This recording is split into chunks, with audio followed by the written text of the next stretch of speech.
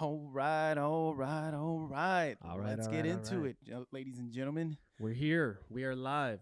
We are Stogies and stuff.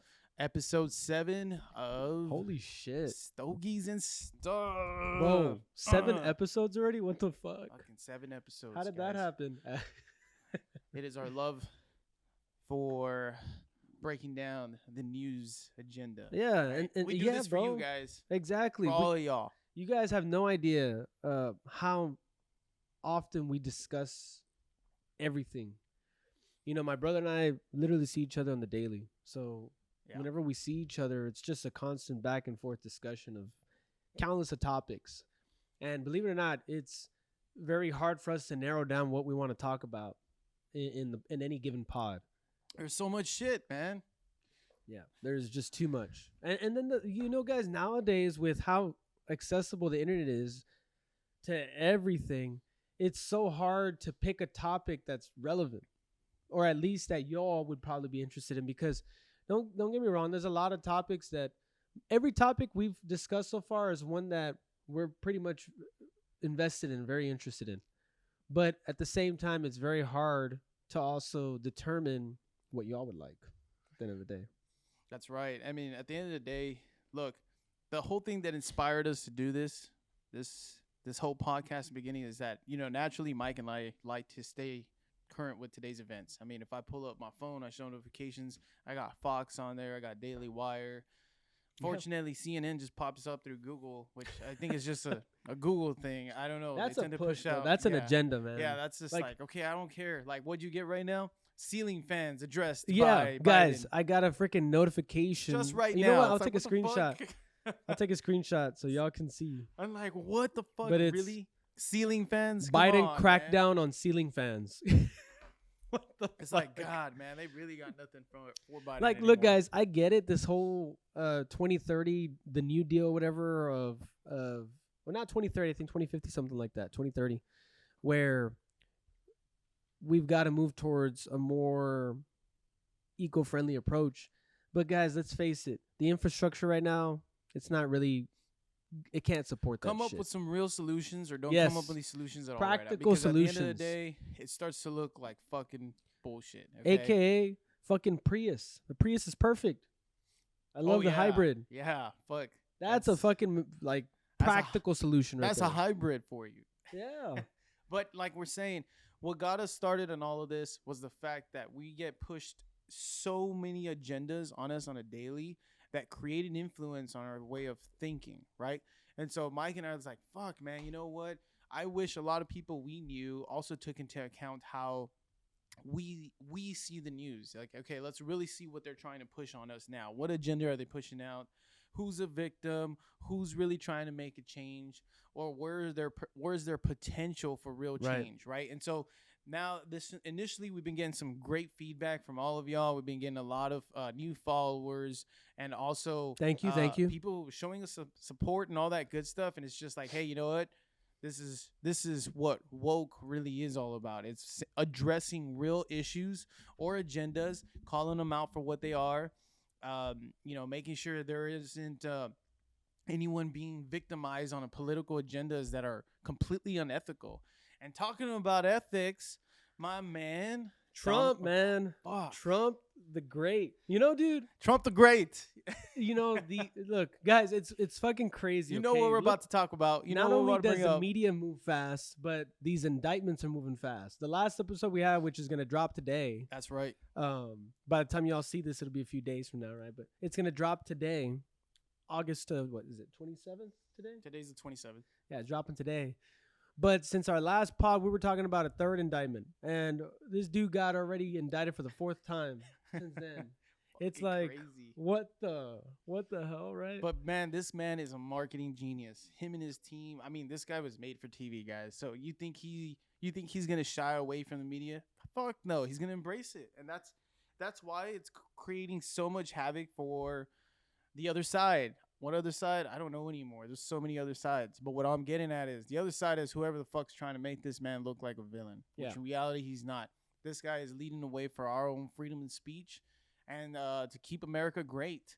And so, getting into it all, Donald Trump's mugshot. That shit went fucking viral. Gosh, man. And guys, we don't just Damn. mean like the typical sort of viral where it dies over a day, whatever. Like, this is still being talked about because the dude's just photogenic as fuck. I mean, pull up his mugshot, bro. Yeah, Pull up his look mugshot. at that. Look at that. Like, the Dems, the left, are going so far as to say that this was staged. What the fuck? That You're is telling me you're one gonna determined- stage that's a, one a determined fucking man. booked photo? Yeah, and you know Like- what? You know like, what? think about Let's that. go with that. Let's say that it was staged. Yeah. You know okay. what? Fuck it. Double down on that, right? That guy's a marketing genius. Fuck. Yeah. You're if let's just go with that. Hey, you know, 0% chance that this photo wasn't thought of. Okay, then fuck. This guy really owned his shit. You know, all right, you want to put me in? Let me give you guys one determined face. I'm not scared. I'm not nervous. I don't look sad. No, I look like I'm on a mission, and I'm on a mission to bring this country back and take care of its citizens. So, fuck, man, I'll give it to him and his team. Shit, that's one badass. I need to get me one of those shirts. Those shirts, what? How much did they've? I think you were sharing some information right now with me. They've raised over $7 million for his campaign. Yeah, just so off guys, of those shirts. as of now, since that photo shoot, His mugshot. the mugshot. It's a Photoshop. Not- yeah, I mean, photo photo shoot, bro. Photoshop. Since the mugshot's taken place, Trump's campaign has raised approximately $7.1 million. Off of shirt, t-shirts. Off of your basic ass mugshot. A mugshot raised over $7 million. That is fucking amazing. And look, guys, I think what's funny about this is the running. I'm not gonna say joke, but the running thing is that supposedly they let Trump put his weight and height. Now the dude is tall. The dude's tall. He's like he's 6'3". Yep. But the joke was his weight. Yeah. He put 215. 215. 215. Hey, man. I don't know. That's one handsome motherfucker. There, I bro. weigh 225 personally. And look, the guy is handsome as fuck, but I don't know. He may weigh, maybe he weighs like 210. It's a white lie, man. Let it Yeah, happen. let it. happen. But That's the my dude's president built right there. 6'3", 215. You're talking a lean machine, bro. But nonetheless, guys, I thought that was funny. But nonetheless, it's taken off for him. And it's weird. It's interesting because the more the left tries to weaponize the DOJ, Department of Justice, and its affiliates such as state agencies, like, or county, because this is at a county level within the state of Georgia. But shit, guys, the more they dig at it, the better outcome, and the more they prove Donald Trump's point. Yeah.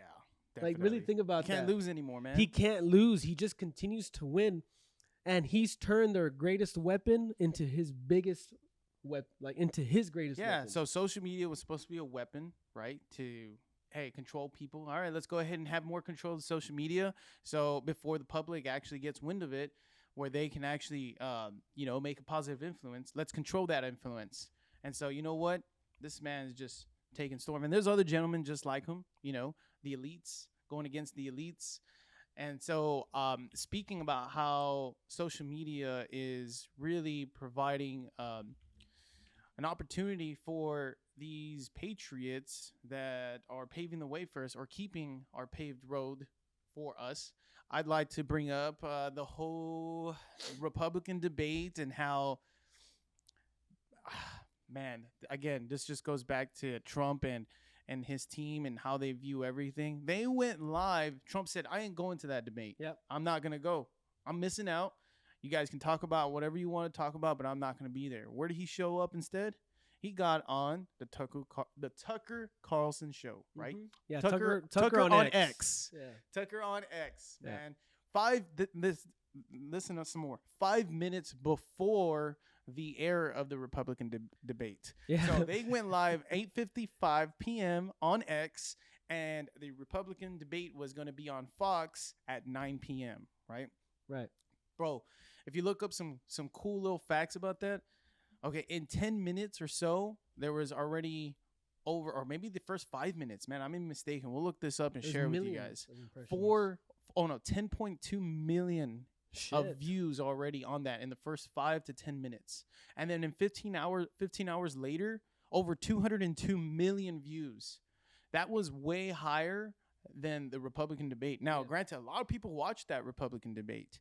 The main person that stood out to me was Vivek. Vivek Fuck, Ramaswamy. man. And I told you, Mike. I said, Yeah. hey, man, this little man right here, he's got something. This little man. This little man right here, man. You know, it was funny the other day. After that, for like celebrating and stuff, I think I saw him rapping to 8 Mile Eminem in front of his supporters and stuff. And I was like, what the fuck? Supposedly that's an older clip, Well, but nonetheless, that's his style, his yeah, character. Yeah, exactly, man. I mean, thing is, he himself, and I think there's a slight resemblance between Trump and Vivek. Granted, Trump is the GOAT. Vivek is a businessman also. He's got no self-made billionaire. Exactly. Yeah, exactly. He is self-made. You know, really quick, but you know what I loved about in the debate? It's kind of fucked up, but how in the middle of it, he pointed out all his fellow not running mates, but all the other people running for presidency as well. And what he did was he said, unlike every other politician that's bought, like, and I'm paraphrasing, but he basically said that all of his colleagues were bought. And he's got a real voice to himself. And who does that sound a lot like? Mr. Trump. That sounds like Trump. Papi Trump. And you know, you could make the argument that this guy is just running to be Trump's VP mate. You know, bro, get into that. Because that look, that could fucking happen. There's subtle things. Number one, that shit. Number one, their policy, what they intend to do with policies is almost identical. The only difference is Trump actually has already done it, like when he was implementing his policies. So Vivek is having the same mindset in the policy sense. Number two, if you look to the debate, and I'll try to look for the clip itself, but there was a question from the hosts of the debate that said, if Trump were to be the nominee, would you support him? The first one to raise their hand was, guess who? Vivek. Yeah. Within a split second. It was instant. I saw that. And if you guys really think about it, look, Vivek, he's not a politician. He's an entrepreneur, businessman. But the fact that he's a self-made billionaire tells you that he's organized and he's able to manage companies.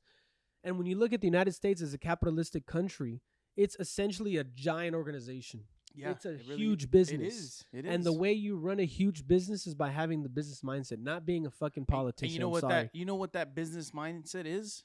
It's taking action. Yeah. That's the biggest difference. That's exactly it. Look, guys, like you look at past presidents, they used to be battle-hardened people like Teddy Roosevelt, Eisenhower, like some of the greatest presidents ever were former generals, veterans, you name it. But they were leaders, right? They were leaders. And nowadays, the politicians are just bought people that are so focused on trying to make their daily quota of funds to be able to keep their seat rather than being actual politicians and looking out for the people. They want to be comfortable. There is no set dates for priority on their agendas as far as things that they're telling you live of what they're going to do for your people, right? Right. That's exactly the problem. Like, hey, I'm going to do all of this.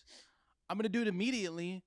But at the end of the day, I really don't know what immediately means, right? No shit. And so we'll get to it. But I'll look nice on that seat for you. I'll go ahead and smile pretty for you. I'll kiss your babies in a weird way sometimes, you know, and I'm going to go ahead and sit down and just play the part I'm supposed to and not really do shit. And the thing about these gentlemen here that we're talking about, entrepreneurs naturally, I feel, have that foundation. Is like, okay, I see a problem. Let me find the solution. As soon as I find that solution, bam, we're taking action, and we're taking action now. Right. I don't care if it's going to piss off people. Sometimes I'm going to come off as a bad guy, but at the end of the day, you're going to see that there is more pros and cons to this, and things just need to be done, okay? Yeah. You got to be able to look at the bigger picture, and that's where there's that difference, guys.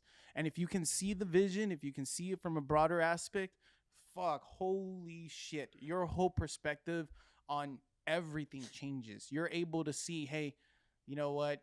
Although I may not completely feel comfortable with this, I respect these decisions that are being made for our country because they take care of us, which later on we're able to take care of others. But the thing is, you got to take care of yourself first before you can take care of anybody else.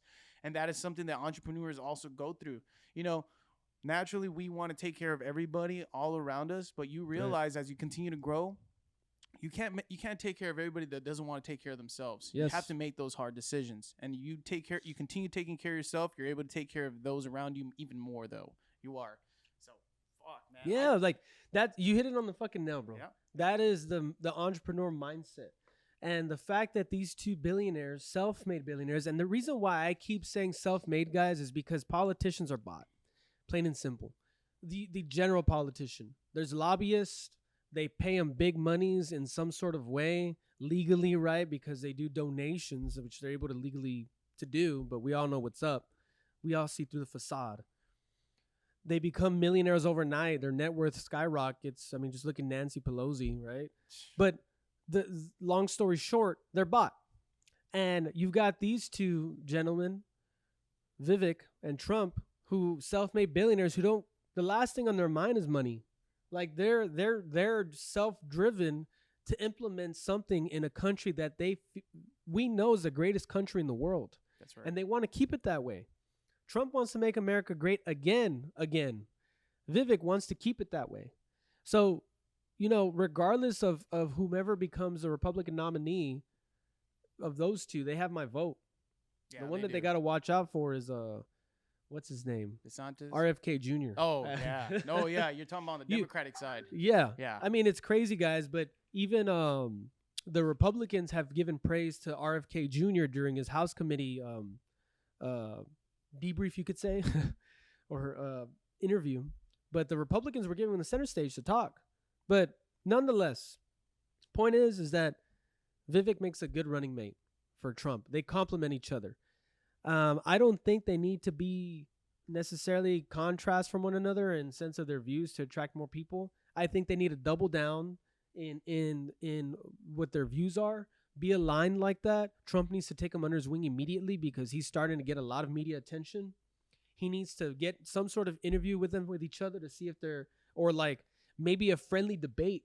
Like that'd be a good thing. Like just a friendly debate between Vivek and Trump so that Trump can get a feel for what this guy's views are. Yep. And I wouldn't doubt, bro, if the day after that, something like that would drop, that you would, if Trump were to announce, it's giving me chills, but if Trump were to announce that Vivek would be his running mate, fuck, I don't. I think that would they break win. like that would be on every single everything. news media headline. Yep. Look, to show you how Vivek's ratings have changed dramatically, right? I think before the debate, I think he was ranked like 9th or 10th or somewhere around there. He was on the lower end. After the debate, this guy's polls, well, his prospected polls, like his approval ratings, they shot him up to number 3. No way. Yeah, he's number 3. What? He's number 3. That Holy is fucking shit. crazy. And Number one being Trump, right? Yeah. And number 2 being More than likely DeSantis. I didn't look at number 2. Which more? I mean, that's no brainer. I mean, right. DeSantis is up there, but I don't know, man. I don't think it's DeSantis' time yet. And it's not. I know. I think I'd be a little bit more supportive of DeSantis if he also approached it the way Vivek does. Give Mr. Trump his respect at the end of the day. Yeah. It's still his time, and then consider doing VP, which he's already made it clear he wouldn't. But Vivek, on the other hand, even brought up, if he was elected, he said his main thing is to win. But if he wins, he's going to be going to Trump for advice. He wants Trump to give him advice, show him those skeletons, and say, hey, okay, what do I need to look forward already? He knows he's an young, advisor.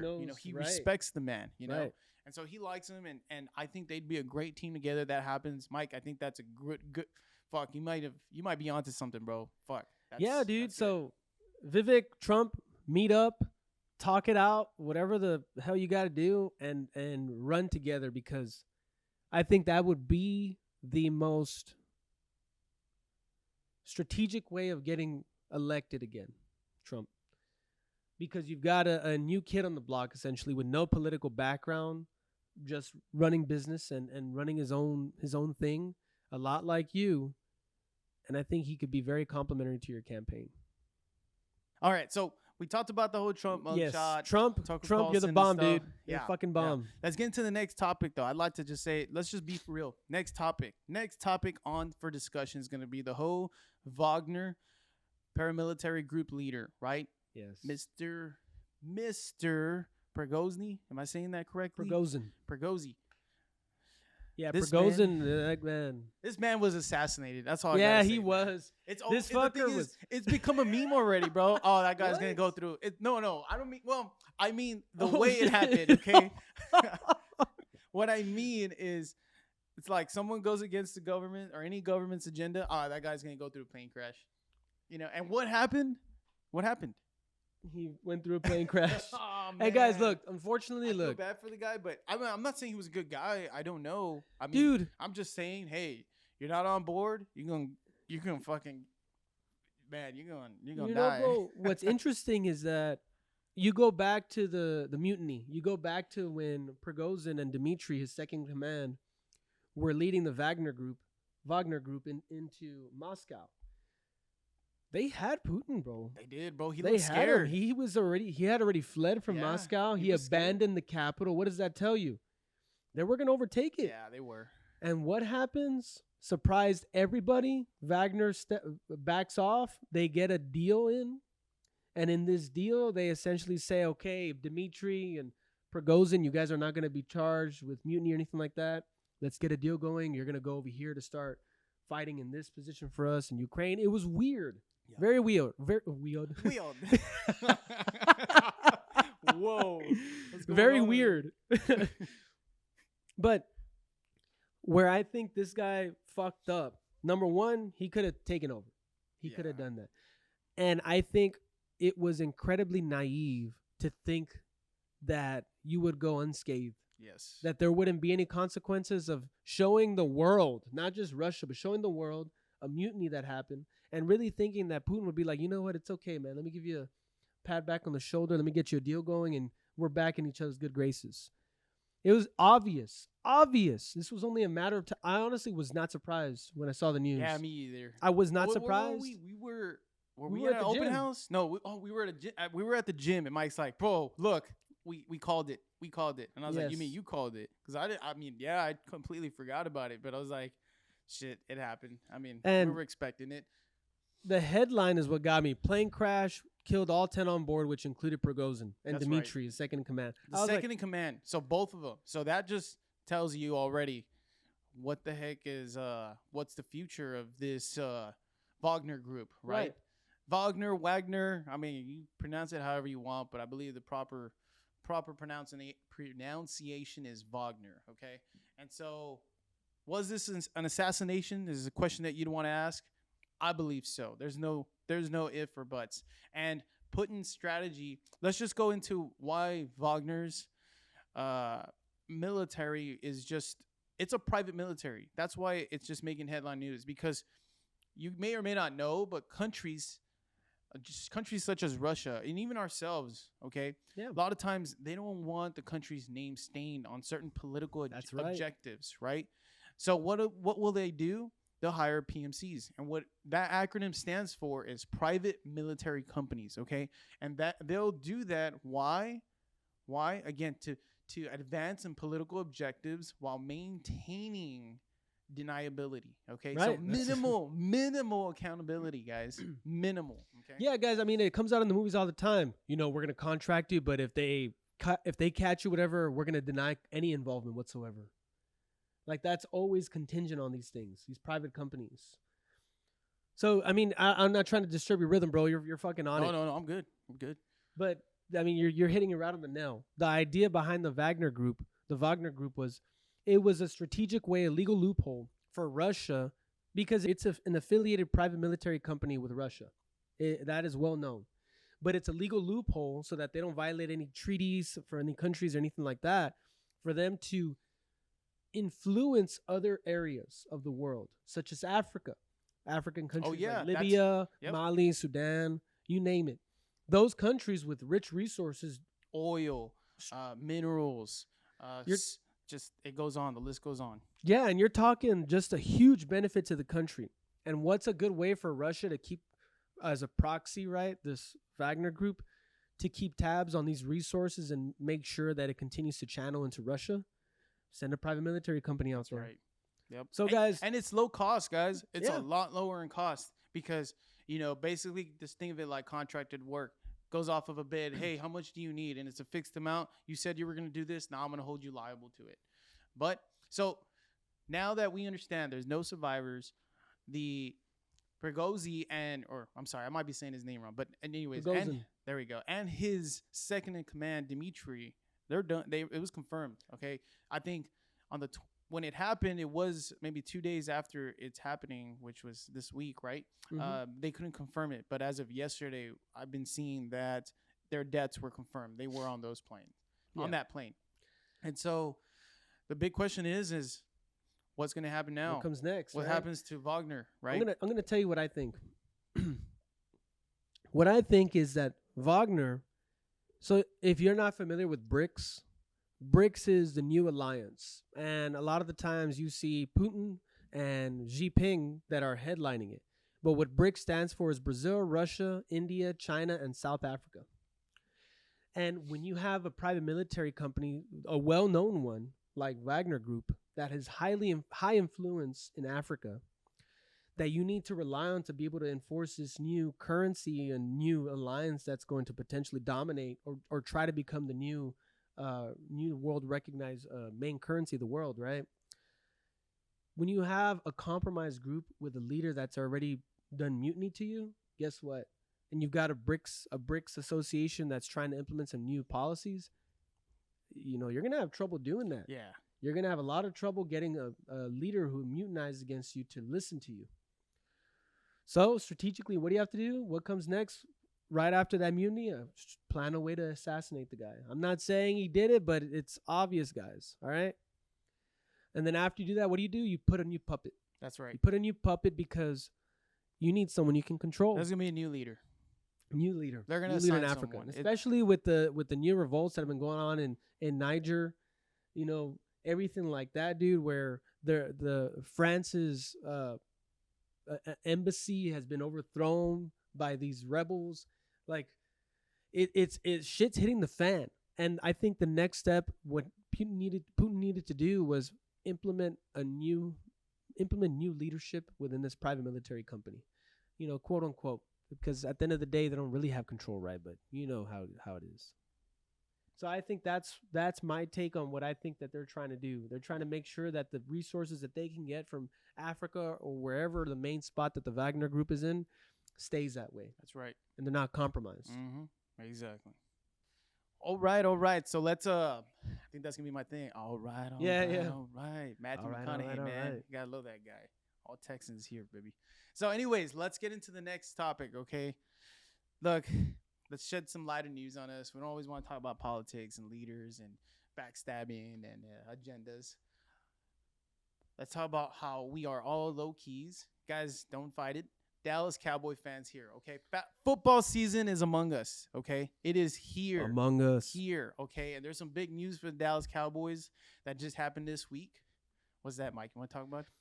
Former number 3 overall pick, Trey Lance, traded from the 49ers to the Dallas Cowboys. And all Dallas had to give up was a 4th-round pick. Fuck yeah, man. Guys, Trey Lance, welcome to the Cowboys, motherfucker. Welcome to the Cowboys, man. Oh, welcome to the Cowboys. Shit. Hey. America's team, baby. We them boys. Hold up. Yeah. Hey, no, man. Look. We're the most valued team in any sports organization. Fuck yeah, we are. This Almost 10 billion now? That's right. Something like this that. Approximately beating soccer. 10 this billion on there. includes beating baseball. Those are some big in the world. organizations. Exactly. In the world, okay? So, that being said, guys, you hate us because you ain't us. They hate us because they ain't us. But fucking, look, Dak Prescott is our leader, okay? Yes, there's no denying that. I like what the dude's about, okay? It's tough being the number 1 quarterback or the starting quarterback for America's team. Okay, there's a lot of pressures, from self-accountability to team leadership to you don't just have to be good at passing a fucking ball. You have to be good in every aspect, okay? You have to be disciplined. You have to have your shit always on. In other words, there are no days off, okay, for this young man. And so I believe he's been with us 8 years. It's about time we get a fucking Super Bowl.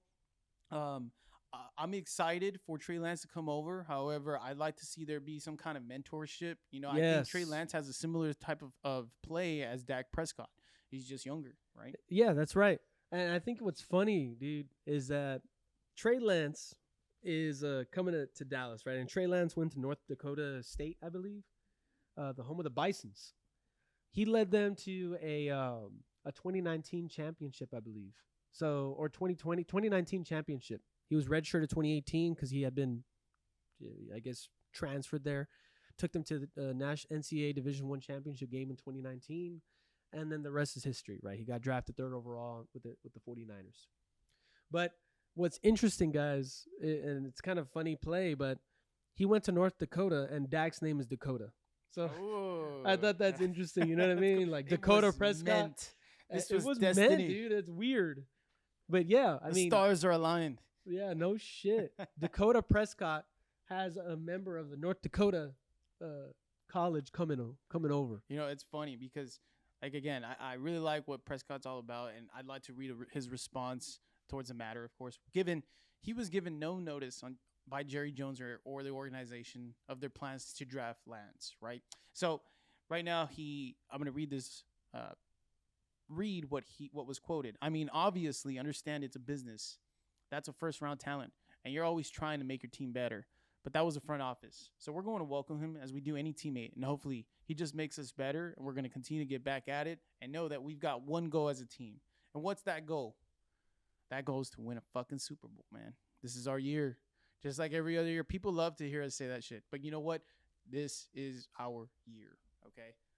2024, baby. This is our year. Damn right no, it I'm is. sorry. 2023 to 2024. Oh shit, you're already okay? next year, Shit, bro. I'm thinking back-to-back Super Bowls, man. That's Fuck what I'm yeah, thinking. shit. Go big or go home. I think it can be I think this was an A+ move by the Cowboys. I think so because too. I don't think it compromises Dakota, aka Dak. I think it's actually gonna not only spark a fire under him, but the guy naturally has a leadership in him. You can see him, and he's gonna take Trey Lance under his wing. And Trey Lance had a scary injury, just like Dak did.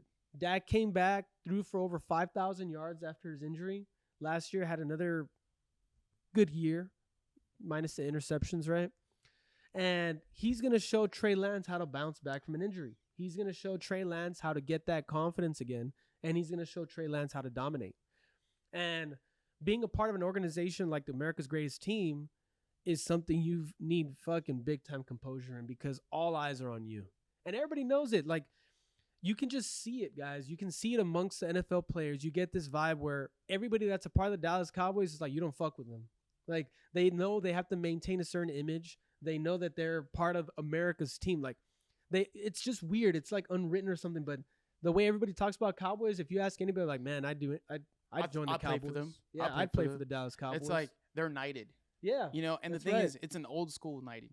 And what I mean by that is that's what America used to represent. And so, and I bring it up even more is because all these agendas, right? And I don't need to get into them specifically, but all these new agendas, these woke agendas, the fake woke, right? On how people should manage themselves, what they should represent, what they should or should not respect. They're being pushed across so many different organizations with sports themselves, right? And I still believe football, the NFL, right? National Football League is one that says, nah, you know, push whatever agendas you want, but we still have our own lines. And Cowboys being the leader, Jerry Jones keeping that intact, of course, and his organization saying, we don't follow that shit, right?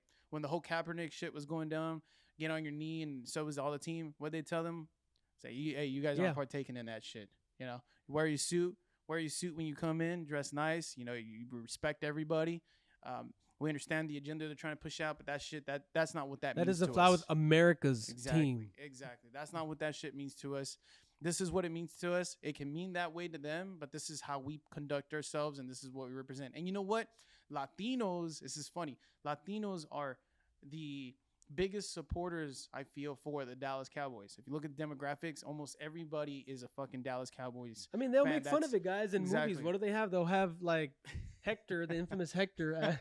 He's like Hector in like 10 movies. Yeah, Hector. Wearing like a Dallas Cowboys jersey, or you know what I mean? Put a photo of him right now. Who Hector is? You guys will know as soon as you see it. Yeah, no shit, I will. And then, or if they're in California, they're in Raiders fan. Yeah. You know what I mean? Exactly. Like, but some 49ers here and there. Yeah, 49ers here and there. The Niners. Fucking Niners, man. but yeah, guys, like, it's just this is a good move. And I think Trey Lance is going to be a great fit.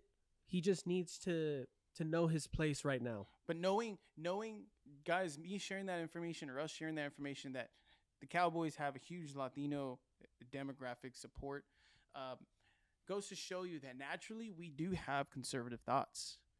We do. And so, that wave is coming. We are woke. We're more educated now. We're doing these things. We're playing our influence. We're sharing our thoughts with our peers. Fuck, man, it's fucking exciting to see that Texas is the number one ethnicity here officially that's documented. Okay.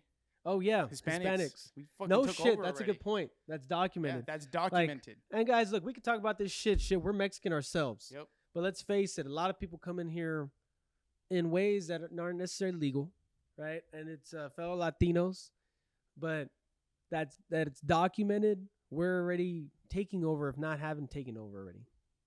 So be ready.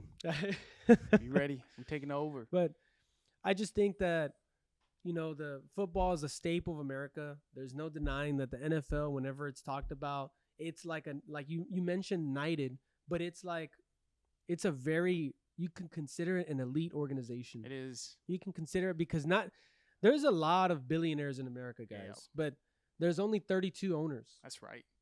Of any given team. If you become a team owner, people have been shut down from being because there's been opportunities for new owners, right? Mm-hmm. But it's like an application. There's a board and they'll tell you, okay, we'll allow you to be an owner of this team. Yeah, we voted in. That's okay. It's fucking cool. Just because you have the money doesn't necessarily mean you'll get the team. Right. They're bids, and if they like you, and they say, hey, okay, you meet our values because this is an issue what we're trying to protect. Fuck, okay, we allow this. Yeah, you're good with us. Right, but football started, guys. Yes, it is, baby. What is it? One more week left of preseason, I believe. Yeah, or was this last week? I think they just played this week. Right. We've actually got a draft today, bro. I got 2 drafts today. Oh shit! Fuck, so I'm gonna be doing them together. 7:30, both of them. Fuck. Yeah. So, good luck, bro. Fuck, I have know. 2 computers. I kept trying to separate them, but all the polls, the team were going against me. I was like, fuck. But no, man, it's gonna be cool, man. You got some fun football today, some drafts. I usually win. Ask Mike. Nah, I gotta give props to Mike, man. This guy always takes it somehow. It's fucking weird. It's been a little while. It's been a year or two. Yeah. A couple years, I think. Yeah, so but it's my time again. Nah, but people know, man. If we're in a draft, it's like, shit. We're like, they we're like know. the Dallas Cowboys, bro. It's like, low key, I gotta give them that respect because right. At the end of the day, man, you win the fantasy in mid-season because you gotta make trades. Yeah. But that's a whole other conversation. Yeah, man. we'll talk. You know what? We'll make that a topic, bro. Yeah, fuck We'll make that a topic. Just for the spirit or strategy behind our draft. Let's just say it's numbers based. Yeah. But guys, that's what our take is for this episode. We really think that our opinions are I don't know, bro. Like, no, look, I'm not gonna sugarcoat it. You're trying to be modest. Yeah. Our opinions are for your value, okay? They are. We're here to keep you guys the real woke. Like, we're really here to wake you guys up. I mean, the real woke. Like I said, we've said this countless of times. You may or may not agree with us, and that's okay. That's your given right. Yeah. I respect it. What I'm trying to make sure is that people respect our points as well, okay? Like, I'm giving you that respect. Your point of view is not the only point of view. And so initially what we're trying to do here, guys, we're just trying to break down the way we're seeing these agendas push out on us. And if you guys are able to resonate with it, fuck, amazing. Hey, you know what? We were able to shed some light to you guys on a different perspective that you guys didn't even take into account. So this does conclude the episode of Stogies and Stuff, Ep.7. We talked about Trump, we talked about the Wagner Group, and we talked about the infamous Dallas Cowboys. I think we're going to keep talking about football for the rest of here and there because it's football season. For sure, bro. I love it, man. I love it. That was some big news. I'm a fucking NFL fan. That's a Cowboys fan predominantly, Let's but go, baby. NFL fan. So stay tuned. Keep stay tuned, people. All right. We'll get back at y'all soon.